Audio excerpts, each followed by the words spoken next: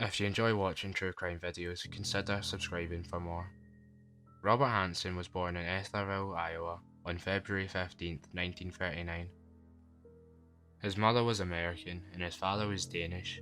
His father, Christian Hansen, owned a bakery in the town, and Robert was employed at the bakery. In his youth, he was painfully shy, had a stutter and severe acne that left him permanently scarred. Not receiving the attention he wanted from the attractive girls in school, Hansen grew up hating them and nursing fantasies of cruel revenge. Throughout childhood and adolescence, Hansen was described as quiet and a loner, and he had difficult relationship with his domineering father. He started to practice both hunting and archery, and often found refuge in these pastimes. In 1957, Hansen enlisted in the United States Army Reserve and served for 1 year before being discharged. He later worked as an assistant drill instructor at a police academy in Pocahontas, Iowa.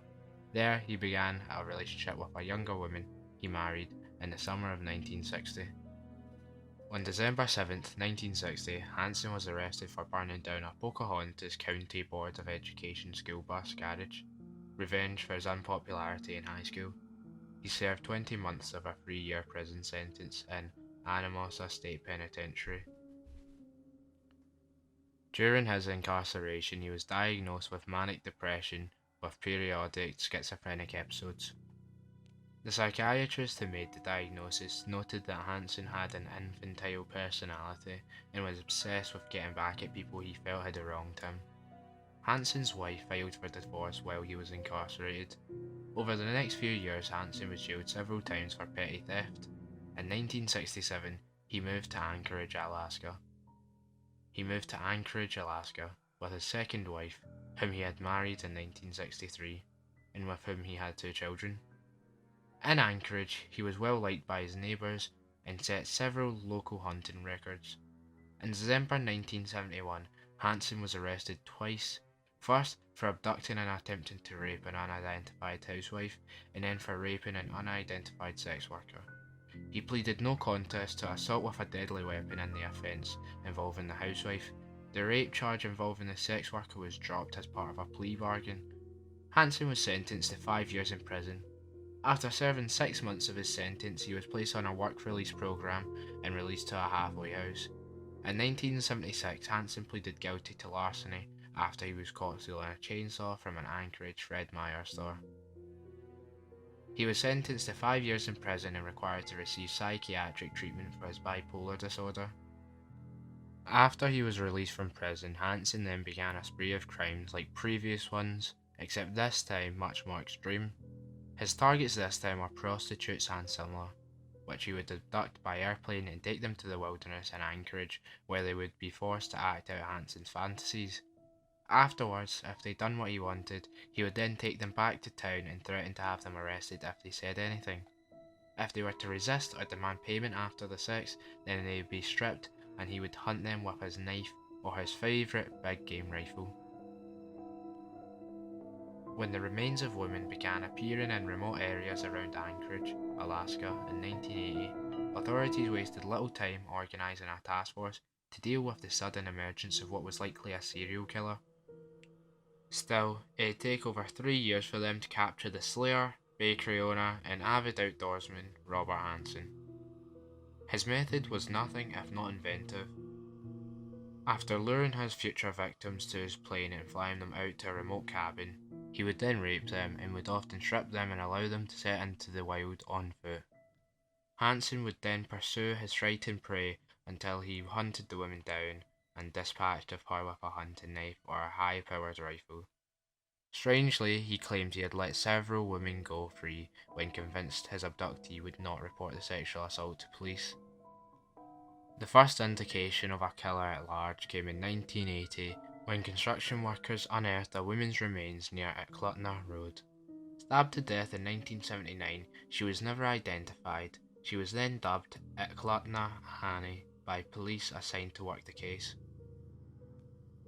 Later that year, the corpse of Joanna Messina was found in a gravel pit near Seward, and a special task force was organised to probe the killings. Topless dancer Sherry Morrow had been dead 10 months when hunters found her body in a shallow grave beside the Nick River. but the discovery brought authorities no closer to a solution in their case. On 13th of June 1983, a 19-year-old Anchorage prostitute called Cindy Paulson was touting for business on a street corner when she was approached by a nervous-looking small man who had a terrible stammer. When she agreed on a price with him, he asked for oral intercourse, and she got into his pickup truck. As she was in the process of satisfying her client, she looked up and saw the barrel of a .357 Magnum looking down at her. The man then produced a pair of handcuffs from underneath his seat and snapped them onto Cindy's wrists. He then drove off through the leafy suburbs of Anchorage. The truck eventually pulled up outside a large blue-grey ranch-style house, and the girl was forced inside. She was dragged down to a basement, and once down there, was confronted with a menagerie of icy stairs. The basement walls were covered with sporting trophies. The man was a hunter. Cindy was handcuffed naked to a pillar in the centre of the room and was repeatedly assaulted and tortured for hours. The hunter then lay back on the sofa and fell asleep. When he finally awoke, Cindy was made to dress, was re-handcuffed and driven to the Merrifield Airport, where the truck pulled up alongside a small blue and white aircraft. On the way, the hunter had told Cindy that they were going to fly up to the hunter's cabin in the Alaskan wilderness. He boasted that he had taken lots of girls up there, quote-unquote, for fun. Cindy saw her chance to escape as they arrived at the plane and the hunter got out. She pushed through the driver's door and ran towards the lights of Fifth Avenue. As she ran, she could hear her captor shouting, "Stop, you bitch, stop or I'll kill you." Cindy never looked back. As she reached the road, she saw a truck's headlights approaching her and waved it down with her manacled hands. The driver, 36-year-old Robert Hansen, slammed on his brakes and Cindy clambered to safety. Upon informing the Anchorage police, Cindy was taken to the Anchorage Humana Hospital for an examination. The examination revealed bruising and shackle marks around her neck and wrists, corroborating her story of being abducted. She was then taken to Anchorage Police Headquarters to be interviewed. Cindy managed to give the police detailed descriptions of her assailant's house, car, plane, and looks. It did not take the police long to identify the man as 40-year-old Robert Hansen, a married baker who owned a thriving business in Anchorage. Less than 2 hours after Cindy had made her escape, police arrived at Hansen's home and were confronted by a man who matched Cindy's description exactly. The police informed Hansen of the nature of the allegations that had been made against him. He looked astonished and readily agreed to accompany the police to the station. Hansen was interviewed there by Officer William Dennis of the Anchorage PD Sexual Assault Unit.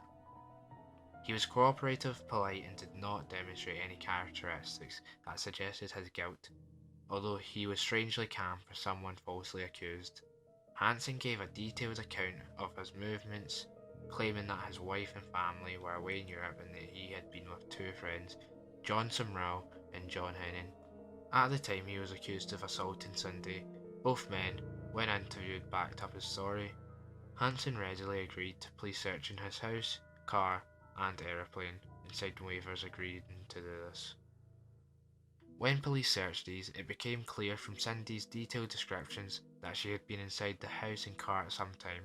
However, it came down to the word of a respected local businessman with an alibi against that of a prostitute with a police record. It was Cindy's refusal to take a lie detector test that convinced William Dennis that she was lying, and he closed the case.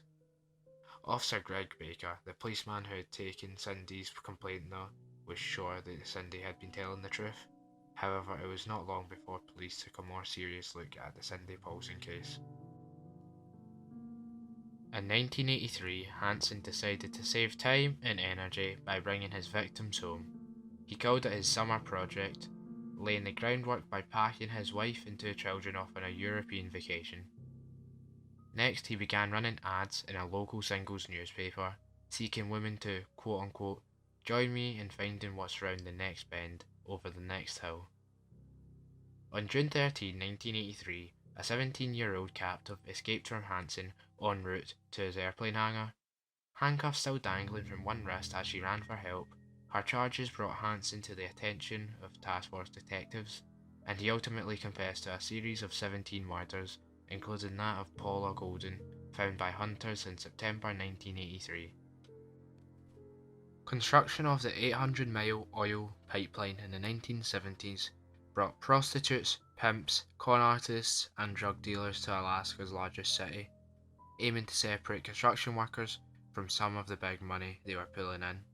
Many who looked for quick riches left as abruptly as they arrived in Anchorage, making sudden disappearances commonplace. Glenn Floth, a then trooper who helped put Mr. Hansen behind bars, told the Anchorage Daily News in 2008 that Mr. Hansen's victims initially included any woman who caught his eye, but Mr. Hansen quickly learned that strippers and prostitutes were harder to track and less likely to be missed. On a flying tour of the wilderness, Hansen began pointing out graves to state troopers, and they recovered 11 bodies over the next 8 months. Several victims remained anonymous, their names unknown even to Hansen, but others were identified as Rox Eastland, Lisa Futrell, Andera Altieri, Angela Fetter, Teresa Watson, and Lynn Frey, all reported missing from the Anchorage area during Hansen's reign of terror. Only 12 bodies of the 17 women Mr. Hansen confessed to killing have been found.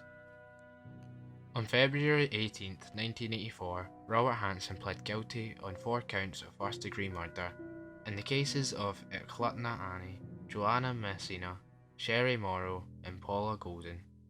Charges were dismissed in the other cases, but it scarcely mattered, as Hansen was sentenced to a term of life imprisonment plus 461 years. If you enjoyed watching, please consider liking and subscribing.